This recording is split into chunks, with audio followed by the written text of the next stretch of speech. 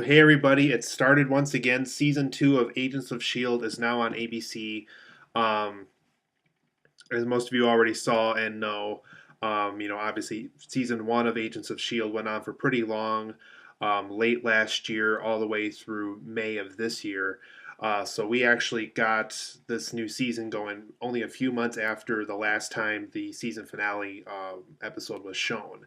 So in season 2 of Agents of S.H.I.E.L.D., guys, basically this show has left off where actually, I would say probably a couple months maybe after the last episode of Agents of S.H.I.E.L.D. from last season, where, obviously Agent Coulson and his team kind of have their own little secret division off somewhere.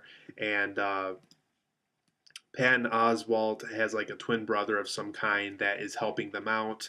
And Agent Ward is still in Shield's custody, and they use him for, getting a hold of HYDRA resources and things like that. So basically, we're looking at kind of what Shield has become over the course of the few months since we last saw them in the season finale of last season of Agents of Shield. And also this time around, it seems like this first episode was about them tracking down a character named Crusher, I think his name was, and he kind of has this King Midas ability where he can, whatever he touches, he can use that kind of as a superpower. So if he touches metal, he becomes metal. If he touches a mirror, he becomes a mirror. So pretty cool ability, and I like kind of how this episode kind of played off of that ability quite a bit.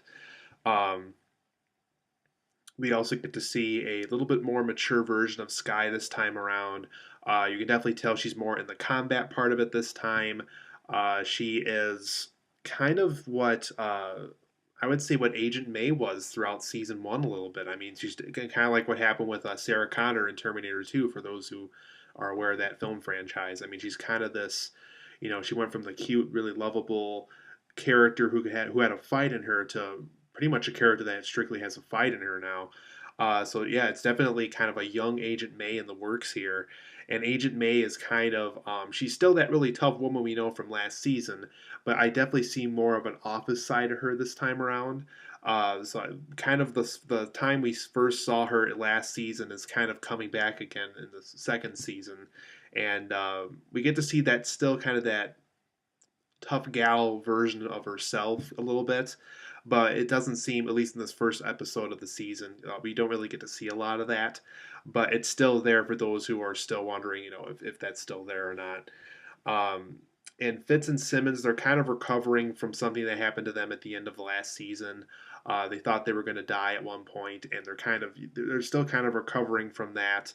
And I'll get to that in a little bit about specifically the Fitz character, what they did with him so far for this season. So, for the positives and negatives of what I saw throughout tonight's episode, you guys, there is a ton of Captain America 1 and 2 references. Haley Atwell from the first Captain America film, and I think she had a brief cameo throughout the second film at certain points. We get to see kind of a scene that happened in the past regarding an artifact that Shield found that Hydra was originally going to possess, and that's kind of Haley Atwell's cameo. The woman who played Peggy Carter in that film. And so that's definitely the Captain America 1 side of this episode. And then the Captain America 2 side of the episode is obviously the whole Hydra thing going on. And that's still even going on. There's also a scene in tonight's episode where the car got flipped over and somebody's approaching it. That very much made me think of the Winter Soldier when he was approaching that car that Samuel L. Jackson was in Captain America 2. So kind of a cool little reference they did there. Like I was just saying ago, Peggy Carter does have a guest appearance in this episode.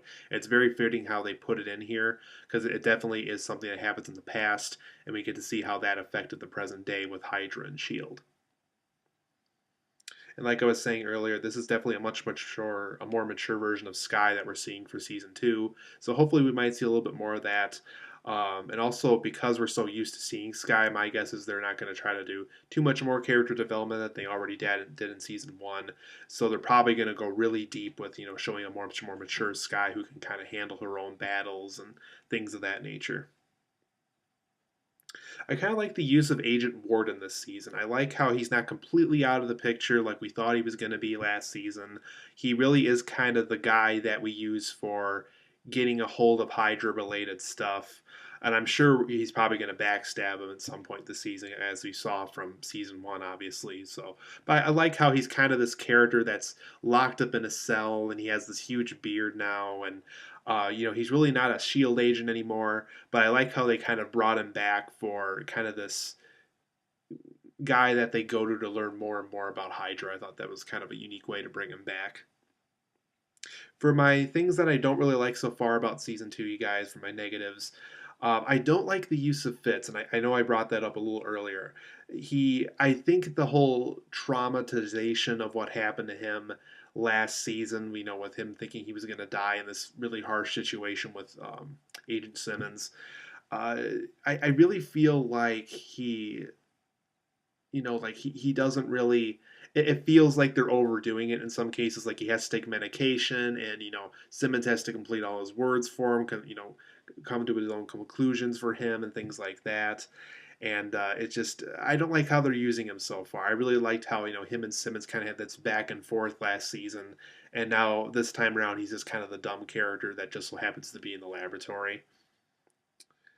I also think overall season two kind of had a slow start.